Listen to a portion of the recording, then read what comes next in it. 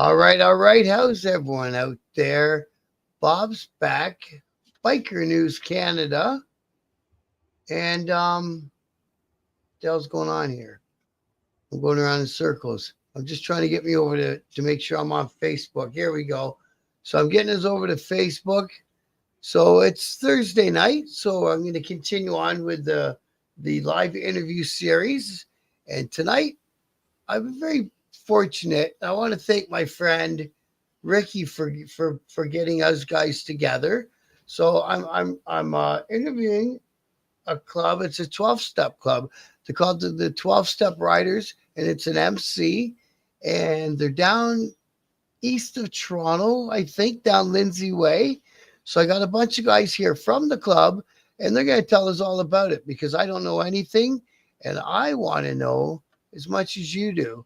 So many thanks to coming aboard, and I didn't get anyone's name except for Joey. I apologize. If you guys want to do the hi, I'm so and so. No problem. We'll do the introductions. Here, go ahead, Corey. Piezo alcoholic. Rudy alcoholic. I'm Joe, alcoholic plus. Kevin alcoholic addict. Right on. Marty alcoholic. That's So all of us. is that how you guys always introduce yourselves, or is that a meeting Pretty thing? much. That's a meeting thing, but we figured it might do good for this. Sure, You know, sure. There might be that one alcoholic out there that's listening and gets a little message from this. So Yeah, alcoholic addicts, right? We don't discriminate. No, they don't. And like I say, I've got a vested personal interest in this thing. Anyways, I've had my own battles and tribulations, and they're not completely over yet. But whatever, we'll get there. How long has the club been functioning as a club? So this version of the club has been going for just about 2 years now. Most of our members were part of another sober motorcycle club, and you come from that world, so you understand when politics hit the fucking table, things fell apart pretty quick, and we got the chance to start this club. So now we're the 12-step Riders MC, and that's where we're hopefully will be for a very long time. And I said it incorrectly, didn't I? Now I just thought of it. Is it Kawartha Lakes? Yeah, we're up in Kawartha Lakes, all around the Lindsay area. Okay, beautiful up there, man. I love it up there. I'm actually getting involved with a club that helps abused kids, and the guys I'm teaming up with are in Huntsville. But unfortunately, I sold my bike because shit got bad last year, and I'm just starting to get better now. And Huntsville's a long way away. I just started in a new job. It's kicking my ass. So if people are up there in the Kawarthas, do you guys do like public meeting, 12-step meetings, and anyone can come and participate?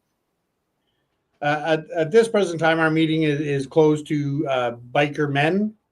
It's a men-only meeting, and preferably somebody who is a biker, and we do that for two reasons, right? Like, I mean, we started this club because of our passion for riding motorcycles and our passion for sobriety, and most of us come from an MC background, whether it was just hanging around or friends with clubs or whatever. So, we understand that, a lot of that lifestyle is that party kind of thing. And having that MC gives us the credibility to be in that world and show them that you can have that lifestyle and not have the hangovers. So the same question I asked the guys from the Commandos, because they're a veteran club. So you're an MC, so you run it as an MC. But we run under all the MC rules and follow all the MC protocols, except not like a regular MC. We got a few more extra rules, right? We got to deal with sobriety rules and all that kind of stuff, and that comes into play. And I think because of that, it probably makes us one of the toughest clubs to be a part of.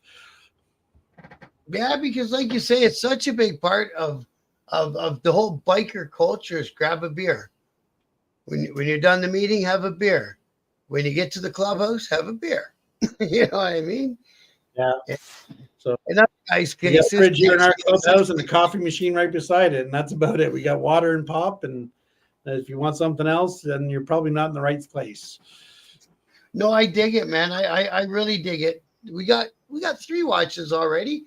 Thanks for dropping in at SNS. So we got some guys from the States dropping in. So check out this club SNS. You're going to be interested in these guys, I think. I think it's a great thing. I've seen other similar things. I think I spoke to the Sober Riders briefly last summer, but we just couldn't get together and do what we're doing. So and I do thank you guys for taking the time and coming out. So when the guy's coming out, so it's an MC. So first you got to be friends with somebody and hang out and do that Yeah. step. Now, when is it?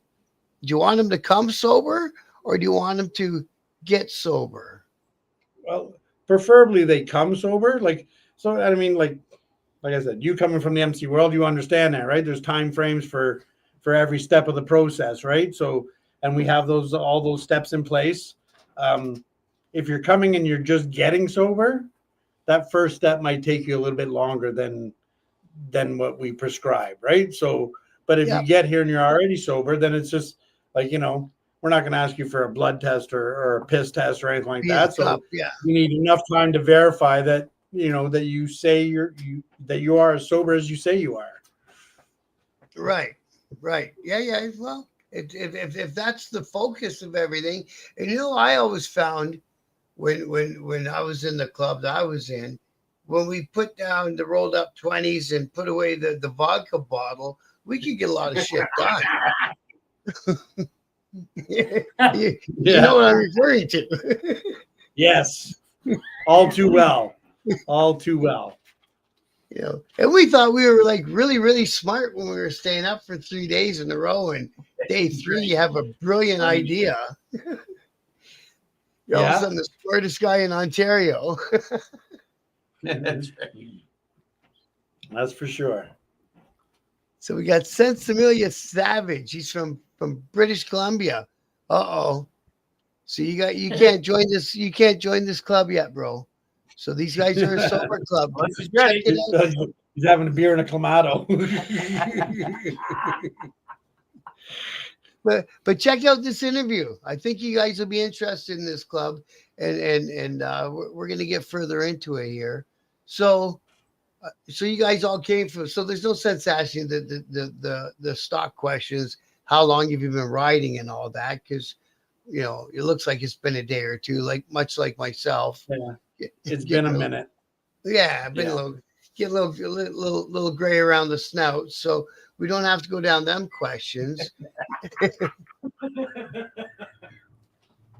Now, are you guys?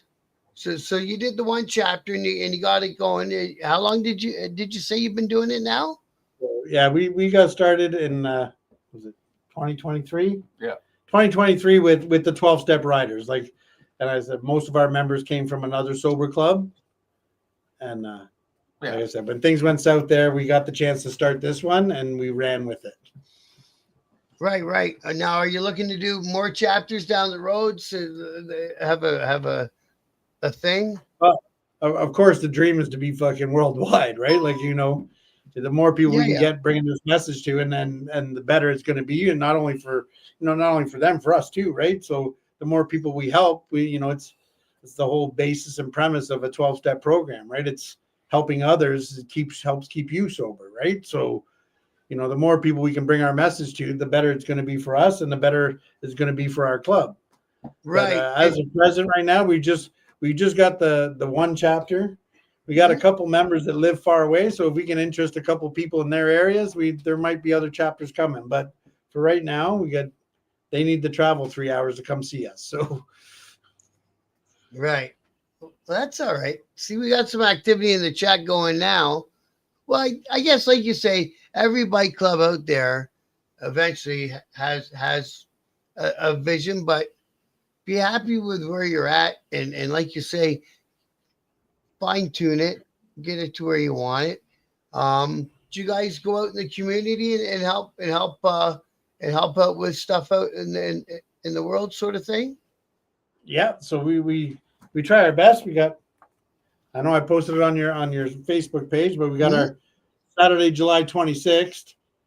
We do a ride every year. It's our mandatory club ride, and we always try to help a local organization that deals with recovery and rehab and all that kind of stuff. So that whole weekend's going to be all about recovery and all that, and to get a big ride in included in. Yeah, do a big ride. We have just Barbecue. raffle, barbecue prizes, all that kind of stuff, and we raise money for a local recovery house. Oh, okay, good. I missed that part. I'm sorry. I was trying to look for. You sent me that poster somewhere, and I was trying to look for it, but it's okay. I'll send it to you again, but it's on your Facebook page, I believe. It is on the Facebook page. I just don't know where. What? I know where to find it. Right If you there. look under my name, it's probably under my name. Yeah, I'm gonna have to search you. And then, if anybody out there is interested, you can always plug into our Facebook page too, right? 12SRMC. Oh, good. Yeah. Plug all that stuff. Exactly. There it is. Yeah. No, that's Lindsay. That's a Lindsay Bike Night one. No. I'll get it. There. Is that it? No, that's another one. So did you guys want to talk about that at all? You want to leave that alone? We can talk about it a little bit. I mean, it's on Saturday, July 26th. Registration opens at 9 a.m. We're meeting at the Community Baptist Church of Durham at 5165 Enfield Road in Hampton. Kickstands up at 11. So this ride originated. It's the Scott Nicholas Memorial Ride. So Scott Nicholas was a biker who was instrumental in a lot of our friends' sobriety. So, and he passed away. So we started at the Community Baptist Church in Durham because that's where he's buried. So we started with a ride past his gravesite, and then we continue on. We do a big ride. We end up back at our clubhouse, fire up the barbecue, and feed everybody that came along, and then try to have a little bit of fun and fellowship, and then raise some money for a good cause. And like I say, sobriety, I can't think of a better cause than helping people get sober. You know what I like. You can help people with a lot of things, show them a trade, get them a job, stuff like that. But if you can help someone get sober and stay sober, you've done everything. I've never met a person who regretted getting sober. That's for sure. Right. Yeah, that's a good way to put somebody who it. regretted getting sober. Yeah, that's a great way to put it. And we were talking before, but just so everyone else can hear it, and you guys aren't focused on AA, and you do whatever, right? You do the whole umbrella. Yeah, we cover everything. Like I said, we are styled like a true MC. We do all the same things. We have our church. We have our, all the stuff Charter. that MCs do. We have our charter. We have our constitution, our bylaws, all that stuff. And we were helped to put all that stuff in place by higher up 1% clubs, and that's how we do, right? And then the AA thing, like. We get a mixture of guys. We got some guys that want to join us more for the MC thing, but the sober thing sometimes kicks their ass a little bit. But and then we got a bunch of sober guys that ride motorcycles that just want to be there to come and help, right? So it's the best of both worlds, right? And you can't half-ass it. You can't just be sober when you know you're going to be with your bros. No. No, yeah, no. I mean, we. Like I've always said, like, we got our big table here, and I mean, we have our AA meetings here, and if you're going to lie around this table, we're going to know. The best way to learn anything about anybody is to sit around an AA table and talk about your true shit. Well, that's why everyone becomes an addict, because, actually I was having a conversation with my 24-year-old daughter, and she's getting it. She's clicking in. She's getting there, right? And she said, yeah, that's why people get drunk or get high or whatever, because they don't want to think about the bad shit in their life. I said, Exactly. 100%, honey.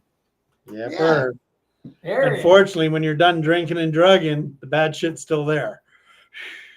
Right. And you guys get to spread that message to as many people as you can on motorcycles and in the MC world. Well, that's it.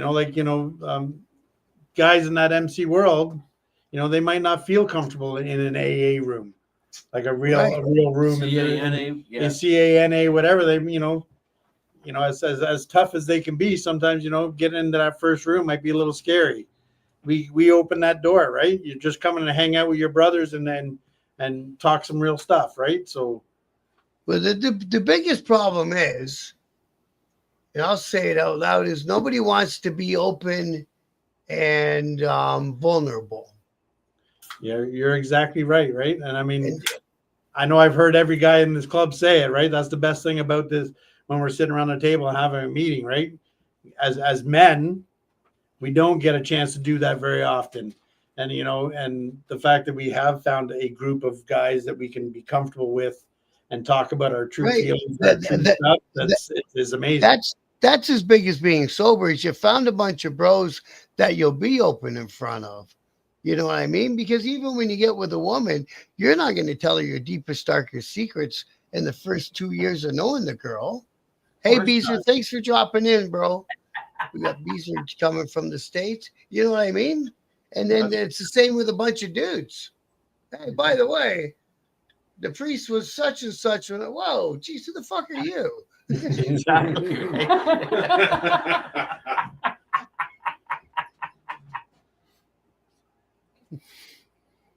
See, my dad was an alcoholic my whole life.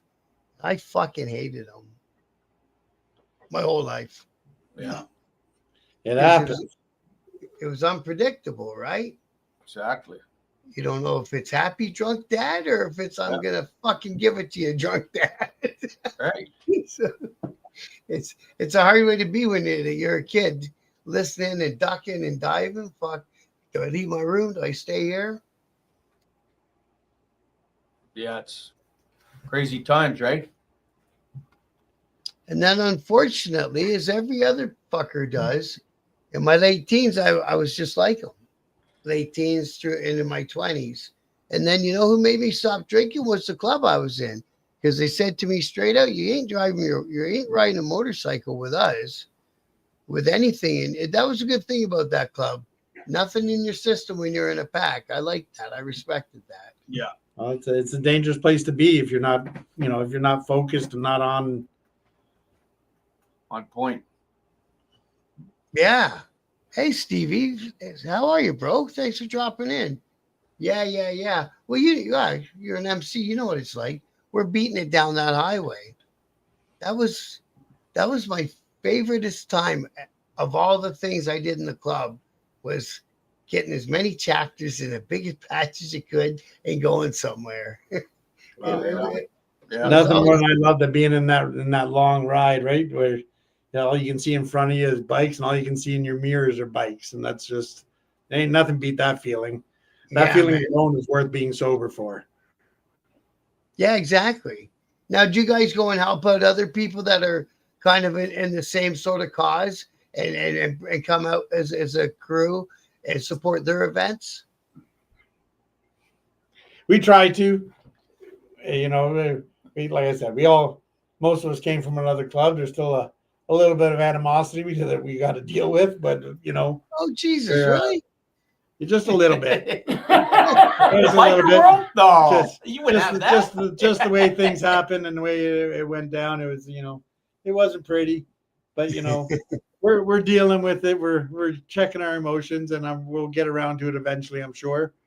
But by the same token, like there's a big AA conference up in Manitoulin this weekend, and they're probably going to be there. And we know that that's the beauty thing about this is that once we enter that AA space, the MC kind of takes a back seat, right? So now those guys just become regular fucking dudes that are following a program just like us, right? And in the MC world, we're not so friendly, but on the AA side, we're friendly as fuck. Hey, Naomi, thanks for dropping in tonight. We're getting a bunch of friends up from the States. You guys can hit some questions up there in the live chat. You know that. It's a 12 steps sober riding club. And I think these guys, like I say, I think this sort of stuff is important. You know, we could go down the whole rabbit hole of where we're at. We're gonna basically lose a generation of people to fentanyl. Oh yeah. And then I mean, I'm certainly glad I'm sober today because clean and sober today because if I was back in the day, they had drugs like the fentanyl and the fucking and even meth and the fucking blow that's going around today. Like Jesus Christ, I probably wouldn't be sitting here talking to you today. It's Russian. yeah, can you imagine? Because all it takes is I never checked a gram of coke before I fucking shoved it up my nose. Fucking now it could kill you. yeah, or keep you up for like 4 days. It's like, are you sure that? I've done that plenty, but that's It's like, what the hell? I don't think that was coke. Good thing I'm not one of those monetized channel. They would have probably chopped off. Yeah. Well, you would have had to mention that before we started because cursing is part of my language. So. Oh no, I don't mean the cursing. I mean the subject matter. YouTube's really funny with the big channels that make a lot of money. So if they find a way to chop that money off for 30 days, they take it. Yeah, I guess. Right on. Yeah. Yeah. But yeah, we do all kinds of stuff like this year. The two guys that founded AA, it's been 90 years. They did do a big Founders Day every year in Akron, Ohio. So, and the one guy was a motorcycle rider. A lot of people don't know that about him, but he rode motorcycles all over the United States. So, we're heading up there for Founders Day, and they do a graveyard run just like regular bikers do all the time, and we're looking forward to being part of that. And AA, of course, came out of the States, yeah. Yeah, out of New York and Akron. Yeah. New York and Akron were the starting points, right? So 90 years, eh? That's a lot of time they've been doing it. See, tell me if this is true. This is one thing that always turned me off about discussing 12 steps with anyone is somewhere along the way, I don't know if I picked up in a movie or in conversation, they say you have to give yourself over to the Lord, and I'm not religious in any way, shape, or form. So you don't have to. I mean, the wording is such. It says, you got to turn yourself over to God, but it's as God as you understand Him, right? So like it doesn't have. You just have to believe in a power greater than yourself. Like we got Marty here. His God is called group of deceased. He's got 7 or 8 people that were close to him that have all passed on, and so that's for him. That's God. God, group of deceased people. Some people say it's good orderly direction, right? So like we need some steps to follow our life and have that good orderly direction in our lives, right? And that's there's a God, the good orderly direction, right? So dog spelled backwards. It can be whatever you need it to be. I love my dogs. Exactly. There you go. It's your God. It's not your dogs. It's just always been not anything personal. It just always struck me as hypocritical with the priests and the Catholic Church and things that they've done over the years. It's always just trying to. So yeah, and that's what I always say, right? Religion is man-made. Yes. Spirituality is God-made. Yeah, like I know the difference between right and wrong. Yeah. We're it's a spiritual program. Some people go down the God route and follow in religion a little bit, and that's good. If it works for them, fucking knock yourself out. Yeah. I'm not going to put anyone down who it works for. Yeah. Absolutely. Thanks for coming out tonight, Amelia. But we definitely, we tend to try to focus on the spiritual thing because the spiritual aspect makes it more open for everybody. Those that have a fear, and sometimes the fear of that. Of believing in something greater, that'll keep you from getting sober, and it could kill you. So it's a rough spot to be in. This is it took me quite a few years to get this program and get in behind believing in a power greater than me. Because, at the time, back in my day, I was the greatest power there was, right? Fucking nobody could drink like me. Nobody could drug like me. Nobody could fight like me. Nobody could fuck like me. I was the greatest that there ever was. Took me a long time to find something greater than me to believe in. Right. I was going to say that's so good. You sounded like you were talking from experience, and good for you, bro. I hope it worked. What did it say? A made me want to get more effed up, but NA helped. Did it work for you, bro? Whatever works, I guess, right? It doesn't matter. Whatever works. And some people go NA, some people go CA, some people go AA. For me, I was cross addicted. I mean, if there's a 12-step program out there, I probably should go to it. But I'm pretty much I joined AA. AA is the original, right? So if I never had a drink, none of that other shit would ever came into play. But the minute I get 2 beers in me, then it didn't matter what you put on the table in front of me. I was going to take it and do it. So I figured I would go to the original one, and it's been standing for 90 years. They haven't changed anything in the first 164 pages of their book, and it's worked for millions and millions of people, right? So. And you got 15 years. Almost. I got almost 15 years. I'll be sober 15 years on August 9th. Good for you, bro. Good. It's coming up. Chatting with Stacks, Billy Stacks. Thanks for dropping in the show tonight, bro. I think you've got a sobriety story in your past too, which is cool to see how many more people are getting into let's do the sobriety thing. You know what I mean? It's almost to the point where it's either blasé or, it's because, like you say, it's not the same thing that you're doing anymore. When it's life and death, I hope people know that when it's life and death, it's life and death. Well, and without a doubt, and I mean, I won't speak for my brothers here, but I all know their stories, and we're not very much different than each other, right? So I know in my last couple of years, it wasn't about getting drunk and having a party and getting high and having fun. It was about trying to fucking pull that trigger, right? Like, I mean, that's all it was. Thankfully, I never could drink enough or do enough to fucking put me down. But, if I'd have kept going at it, who knows where I would be. And I'm glad I found these rooms and then finding these rooms and getting sober was an amazing thing for me to do. And then finding this club just put a great big purpose on my sobriety. Right now, there's a reason I got recovered. There's a reason I got sober, and that's so I can help other guys that come from my background and my style, my lifestyle. I can show them the way to do this. Because I know all the guys in the club feel the same way, and that's what makes this. We're just a small club, but we're tight, and we got this down fucking pat. I dig it. Yeah, now you got a reason to stay the course. And our friend Stacks, and he's got his own show. Yeah, I see that there. He says he's got 6 years. Good for you, Stacks. Yeah, brother. Yeah. One day at a time, right? And there's the other side of the story, right there. You know what I mean? She lost her brother. Sorry to hear that, Naomi. Very sorry to hear that. Addiction takes too many people. Yeah, and it doesn't discriminate, right? Yeah. No. Good people and bad people all go. That's right. Oh, you too, Steve? Sorry to hear that for you too, Steve. Holy fuck. Yeah. That's what I mean. We're gonna lose. You're gonna have us on more often. These guys are fucking they're reflecting. They need some help. Exactly, right?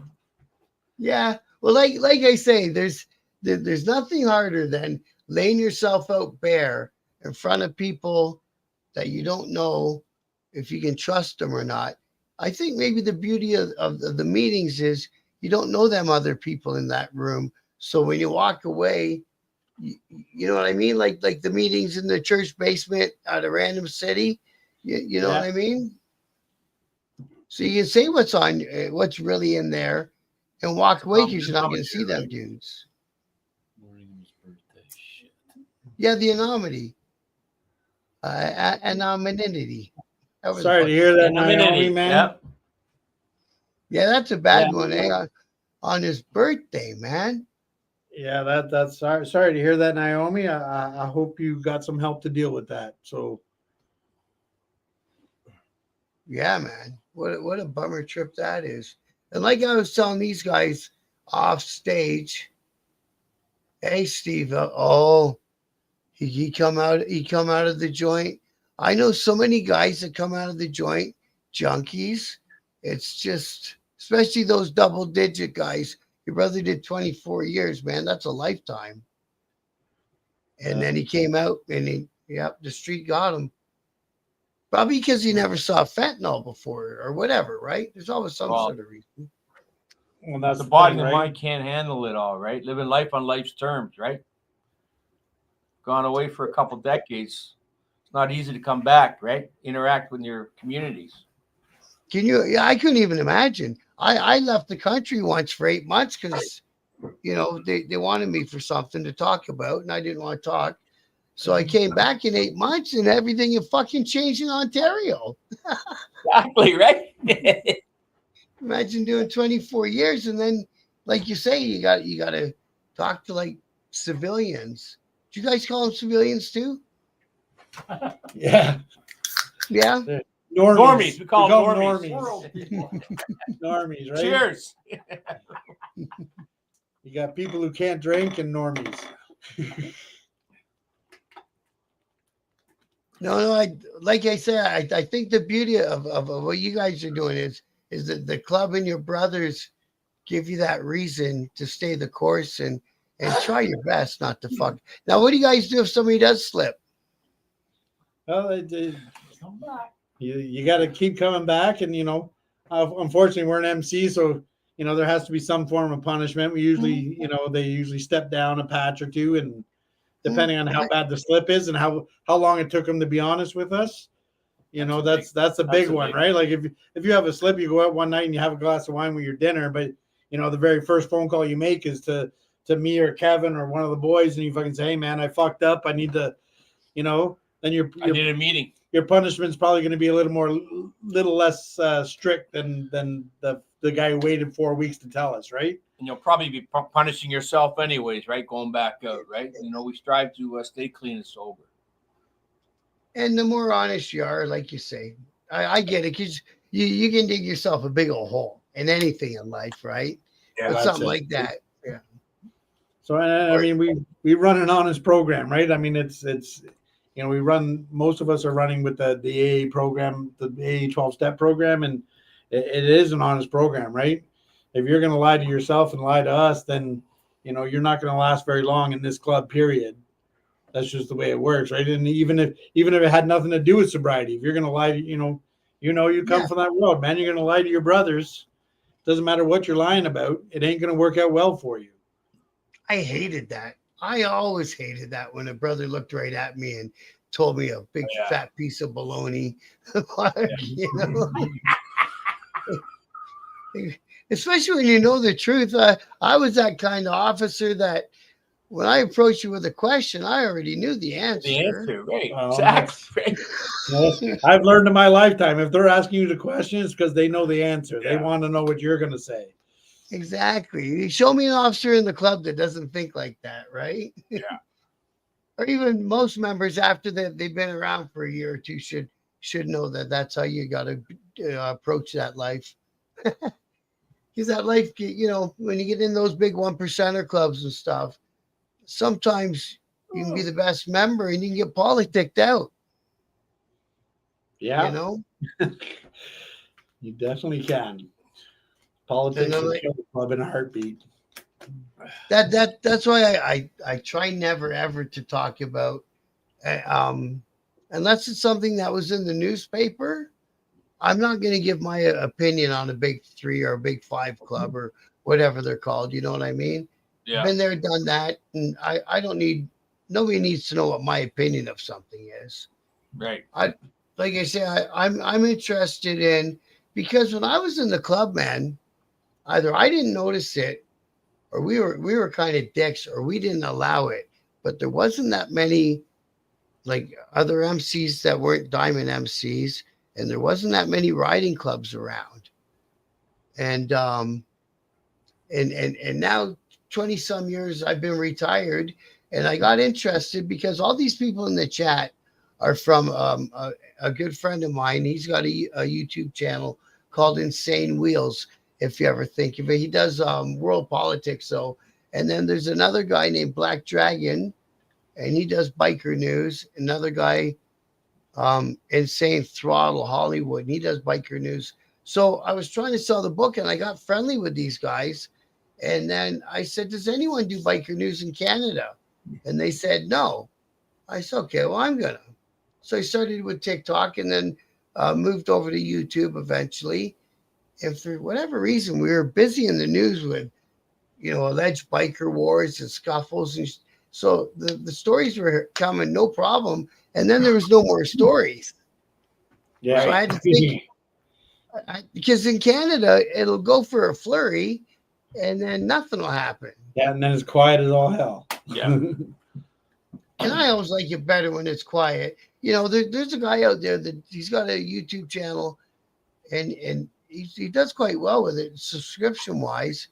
And he just talks about the 81 and the Sicilian mob and the street gangs. And he does the whole show every day, 2-3 times a week. And he's making it, but I don't want to do a show like that. Yeah, Mike's pretty cool. But yeah, pretty, I watched it when you asked us. I mean, you asked us last year to kind of come on this, and we were willing to, but then unfortunately, I had a pretty bad motorcycle accident, and it kind of, the idea went on the back burner, right? So, and then we just never got around to it. So this year, when Ricky said, "Hey, why don't you reach out to Bob and see if you can do an interview?" It was actually about the Lindsay Bike Nights that we run here, but right, because of our tragic accident that happened on Saturday, Lindsay Bike Nights are on hold temporarily. My partner in running Lindsay Bike Nights, it was his wife that passed away, so he's going to need a little bit of time to mourn and grieve and get his emotions in check. And how's he doing? He's not the kind of guy you want to push around and ask him when he's going to be ready, right? He'll let you know when he's ready. On his time. Hey, Go Fast Racing, thanks for dropping in on us tonight, bro. How is he? Is he okay? Obviously that's a stupid question. He's getting through. He's strong as fuck, and he does have a real good support circle around him. He's got a lot of people around him, a lot of brothers around him, and he's going to get through. It's just going to take some time. Yeah. And you guys are all from the biker community, up that direction, east of Toronto, I guess. Yeah. Fourth Lakes, Peterborough, Fenelon Falls, Lindsay, Bob Cajun. We're pretty much all over that area. Now you guys got a really busy and I think really, really good motorcycle community up there. Bike nights all over the place. Yeah. It's huge. We got a lot of guys doing bike nights, and your friend Ricky, right? He organized that, and same thing. I was supposed to be part of that Associated Biker charity thing that he does, that make sure that bike nights all give to the local food banks and do all that kind of stuff. But my accident took precedence, and I had to heal up before I could get involved in doing that kind of stuff.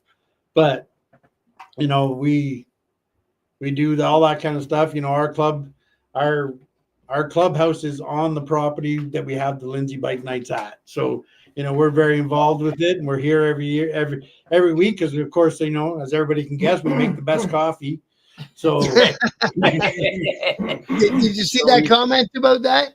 Yeah. So we put out a big old pot of coffee, and then collect donations for the food bank, and we're here to help Bike Night out. We're all good friends. I'm one of the organizers as well as my other friend, and we're all good friends with each other, and support each other. We support each other. And we try to support all the bike nights in our area, right? We'll try to get out, but unfortunately now you got to do 2-3 of them a day. So, well, why is that? Because there's so many of them. There's so many of them. You got to be able to go to 2 bike nights a week, to 2 bike nights a day to get to them all.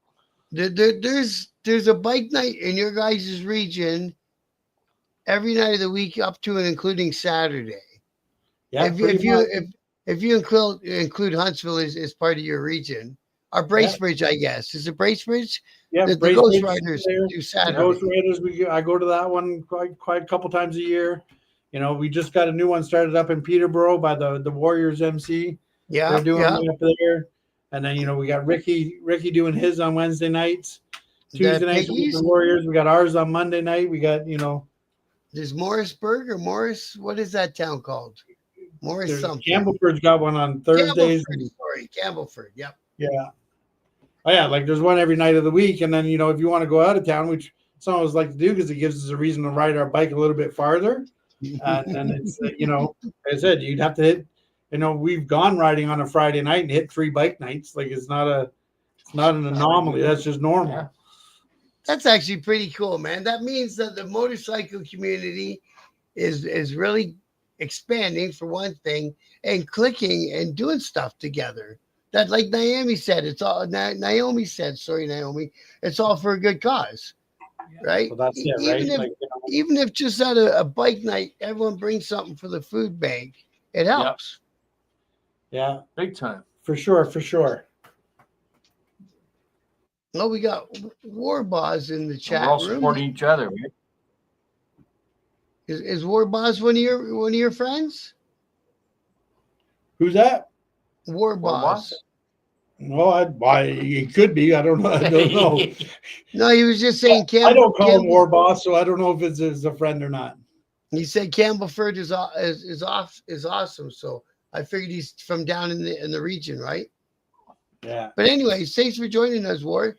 I appreciate you popping in and checking it out. But yeah, man, that's what I meant about the motorcycle community and all these riding clubs. And every riding club is helping out a different cause.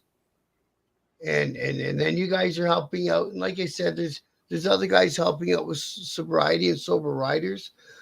I think there might be some sober riding RCs out in Alberta. I think I've mentioned in my We've videos. seen there's a couple sober riding clubs.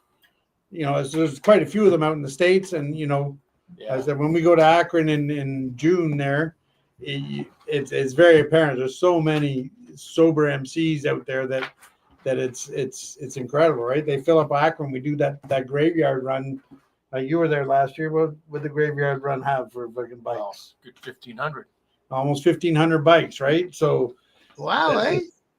Yeah. it's a growing thing, right? You know, I mean, for us here in Ontario, we don't see much of it, but we definitely know there's a lot of sober guys that ride motorcycles. So there's hope for us to grow. I think I had contact with a group from Hamilton last summer, but I haven't seen any posts from them this summer. Yeah, they're a little bit quiet. And in Hamilton, it was probably the Sober Sons. That's who it was. Yes. Yeah. So Go Fast down in California, he does food drives on his property as well. Do you do bike nights as well, bro? I like that. Well, that's Lots great. of people doing food drives these days, eh? Oh yeah, It's well needed, right? It's needed everywhere. It's incredibly needed. Yeah. I can't even believe what they're doing to us in the grocery store. Jeez. Craziness. You know, and like I said, I got quite a few years doing charity stuff, and you know, I bring that experience when they asked me to join this club. I brought all that experience with me, and now we're growing in the kind of stuff that we do, and you know, we're hoping to get out there. We're gonna, you know, most of our aim is going to be towards recovery and rehabilitation and that kind of thing. But you know, we're looking to expand on a few ideals. So That's true. Well, is that how they do it in the States? The dives that French try to keep open. That's actually not a bad way to keep a bar open that's having a rough time. Because I think all the different businesses, whether it's bars or building a fucking house right now, are hurting. It's tough, right? I just got lucky. I've worked for I have my own company for 7 years, 6-7 years, and we were doing good till last year. Right. And it just stopped when the interest rates went up. And I'm a heating cooling company, and from the internet, I landed a good job, a whole different part of the trade, but it's still my trade, and I'm down Right. for it. So I just started it 3 weeks ago. Congratulations. I'm digging it. Thanks, guys. Yeah, that's great. But it's tough But out there. You know, there's it's a lot of dollars to go around. it's a big one towards like me stopping. The last couple of things I want to stop doing is the steady job and having a reason to stop. You know what I mean? Yeah. Because when you're getting the phone ain't ringing and you're starting to get bummed out, what do? Something you shouldn't. Right. Exactly. Right. It's your device. You know, it's your Yeah. fallback. What is it? Idle hands? Idle hands do the devil's work. That's for sure. Right. One's too Thank, many. A thousand's not enough. thank you, Stephen. And by the way, that's why you guys don't see me in the chats in the morning anymore. But I think I told you guys I was doing all that before it started. I was all excited because in the mornings if you timed it right, you can go from one guy's biker news channel to the other guy's, and we all shoot the shit and make fun of each other and Right. do what bikers do, right? Yeah. If you're not poking fun at each other, then you probably really don't like each other that much yet. Well, that's it. But yeah, man, I'm glad that Rick put us together and hey, you remember when it was really popular to have all those celebrities go to rehab? Yeah. Celebrity rehab. We Yeah. need one that rides a motorcycle. Celebrity rehab. That's right. Hey, wouldn't that be cool? Biker rehab. Yeah, the biker rehab. Shit, man, I had a kid in my club, and he was a young guy, and he was just starting, so he didn't have his full thing yet. But we had him in. We were getting him going, teaching him what I could teach him, and the rest of it that you do. And it came back to us. He had a problem, and he was sticking a pin between his toes. Right. So we actually had to physically hold him down and peel his shoes and socks off. And then I sent him. I got my guy, my arm guy, said take him to rehab. They were native. I said they got native rehabs, don't they? Especially for helping out. And he said, yep. And I said, can he walk in and just start from today? He said, I think so. So I said, well, get him to rehab, please. And he walked away from rehab, man. Well, that's sometimes you need somebody to force you to go, right? Yeah, I felt I'd gone as far as I could with him at that point. That's it. Sooner or later, they got to want it for themselves, right? We can only do so much. But we're here to fight the good fight, and keep moving on, and hopefully we'll just keep doing the same shit, and we'll somebody out there is going to hear what we have to say, and we're going to help them get sober too. No, I hope you do. I really hope you do, bro. Yeah. We appreciate this opportunity to be out here, and with the millions and millions of viewers, and there's got to be one person out there who heard something good tonight. So we're busting box office records. No, you know where I was going to go with that celebrity rehab question was, what is there a next step, like after you do recover and you feel like you're holding on? Is that sober living and all that stuff? What is that? 12 steps. So yeah, for us, it's a 12-step program, right? That's how we live our lives, right? Those for I heard it said once before, right? 12 steps is not about stopping drinking, right? 12 steps is about not starting to drink. So learning how to live life on life's terms, right? So when you go to rehab, you learn a little bit about yourself, but now I got to start to work on myself, right? And no matter what, it's all about our childhood, how we grow up, and that makes us who what we are today. You talked earlier about your father, right? Yeah. For all those things that you've seen and you've done, that's always going to be in the back of your mind. Yeah. And no matter what, that's going to come out, which way that's going to come out. Through your drinking, through your drugging, or how the way you're going to treat your kids, right? I don't want to be like my dad. How'd that happen? Exactly. And these are all the things that we start to identify.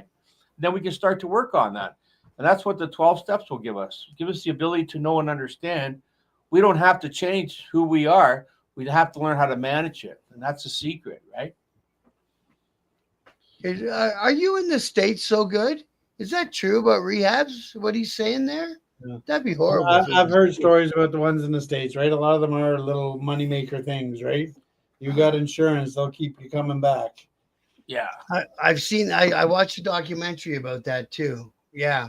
Didn't the guy get charged? He was pimping out a couple of the girls and then he had a couple of the guys slinging for him. He had a whole little thing going on. You can call that entrepreneur, isn't it? It sounded, Hey, it didn't making sound a far. buck, right? Well, we all got to make a buck somehow. It didn't sound far from how I used to get by. You're always going to find good and bad wherever you go, whatever you do, right? You know what I mean? So good. Did I type 13 steps in the description, bro? I got to go back and edit it. No. The 13th step is when you start pimping out the girls. That's right. Oh, is that what he's referring to? Yeah, that's 13 step. It's 12 steps, not 13, right? Because 13 is when you start getting involved. Yeah. So he does know the lingo. I don't even know the lingo, but hey, man, there's always a time and a place. We got a chair here for if you want to come in and check one of our meetings out. You know what I mean? I There's should. always an open chair, right? You know what? I honestly, I got to do a swing through Eastern Ontario this summer at some point. The organizers of the Bob Cajun Bike Fest called me up and offered me a table to promote biker news at the Biker Fest up there. That's a good one to go to. So I think, if they were Ray and his crew will treat you really good. right. Around the corner from us. And I remember Ray from years ago. I know these people and everything, right? So if they were good enough to offer me a spot, I should be good enough to take them up on the offer. I reckon. Right on. It's a good time at Bob Cajun. Yeah, man, I love that little town. See, I used to do traveling shit with a food trailer, right? And one time I picked some event in Bob Cajun. Can't remember what it was. It wasn't very busy. It was at the end of the summer. But what a pretty little town, eh? Yeah. And, the head wrote a song about it. And my name's That's right. Bob. So, there's a lot of things going on there. But yeah. So if somebody, I guess I was going to ask another stupid question. It's not an RC. I was going to say if somebody wants to come and check you guys out and get involved, but I'm assuming it's the same as an MC. It's for us. We're in that way we're a little more lenient. Like if somebody wants help and somebody needs help, we're always open to help somebody, right? And if they turn into that they like what we do and they want to, we have a process. It's like every other club. You start off as a friend, then you go to hang around, then you go to striker, and then you become a full batch member, right? So. And your friend time will be determined by your commitment levels, your show up levels, your sobriety, working on a program, all that kind of stuff, right? So that friend level could be who knows how long, right? It could be a couple months, it could be a couple years, right? Depending on on you. And wanting to get a bike and having a bike, because a lot of times when my experience. My personal experience, I showed up without even a bike, and even I didn't know how to ride a bike, but I started being friends with them. Yeah. And then I went, "Oh, that looks pretty good, man. Why haven't I done that yet?" I was in my mid to late 20s. No reason not to get on a motorcycle, for God's sake. Yeah, my experience, I was always too drunk to own a motorcycle, so I could never join a club. Yeah. Well, and that's it. That was my drinking days. I wouldn't want to be on a motorcycle anyway. Anyways, yeah. I tried one when I was 19, drunk as a monkey. My buddy bought a 450 Nighthawk. We were kids, and we were working at a truck stop, and he was working, and I was drinking. I came in to say hi to him, and I said, "Let me take your bike for a ride." Figured it was the best idea I ever had. Never even rode a motorcycle before. He goes, "Just remember, the best idea was your friend letting you do it." He told me it's one down and the rest are up.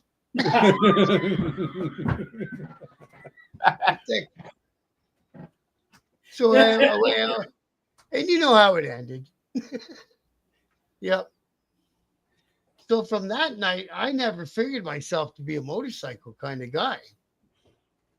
I even went and took the course at the community college up here and all that stuff. Actually, that's a good course to take. I recommend anyone takes that course. I recommend them. I mean, I rode dirt bikes and stuff for years, and then when I, getting my license, I signed up for one of them courses. Mind you, I was the only guy who showed up to the course with a fucking motorcycle, but but I mean, even then, 20 years experience riding dirt bike, I've learned a ton about riding bikes. Yeah, it's well worth the effort. And I took it. I ended up taking it because I never got my full M. I still don't have my full M, but my M2 had expired, so I had to start over.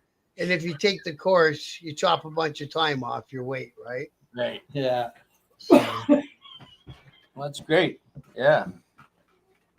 So that's All it. right. Hey, That's it for us. Yeah, we're about to call it quits, and then you guys are good. it was a pleasure coming out to talk with you, Bob. I mean, we appreciate the exposure, and it's just one more way for us to get our message out there, and hopefully, like I said, hopefully somebody out there listening got something from what we said. Yeah, man, 100%. And yeah. So if you want to reach out to us, like, follow, share, all that crap. 12SRMC on Facebook. If you search for us, 12 Step Riders, 12SRMC, it should pop up. And we try our best to post. We post all of our ride stuff on there. We try to post a lot of motorcycle related inspirational stuff. So and you can always reach out if you're out there and you're struggling. If you're a motorcycle rider and you're out there and you're struggling, man, hit the message button on that Facebook page. We'll get back to you as quick as we can. And I dig that. We'll either cool. write out to you and bring you to a meeting, or we'll invite you in to come to our meeting. One or the other. It's going to work best. Right on, man. That's really cool. Sleeping Joe, thanks for popping in and joining us tonight. I hope that you caught the whole show, brother, because we're just kind of wrapping it up. And or look for you guys out there, I guess, of different sort of bike nights and stuff. I guess you guys are more approachable. Go over and say, hey, I'm so-and-so. Right on. Sure. Right. Sure, he says. Maybe not. All right, gentlemen. Listen, it was a pleasure to meet you guys. It really was. Yeah. Right. Nice meeting you. Thanks for having us, Bob. Good to have you, Thanks, Bob. Thanks for having us. And me and you will chat again when we get Lindsay Bike Night started up again. Then we'll come in. I'll have another chat about the bike nights. Keep the rubber on the 100%. road. Pardon? Right. Keep the rubber on the road. Yes, man. Good one. I appreciate you guys, man, taking the time and enjoy your night. Thank you. Thanks, Thanks, Bob. You too, buddy. And thanks all you guys in the chat for coming in and having a good, lively chat, man. You guys were into it. I appreciate that. Staying to the end. That's great. Thanks, guys. Much love and respect for the chat, the club, for everybody who came along, and I'll see you on the next show. Good night. All right, night. I can take you guys down. There we go. I took you down. And we'll end it. Thanks again, everybody.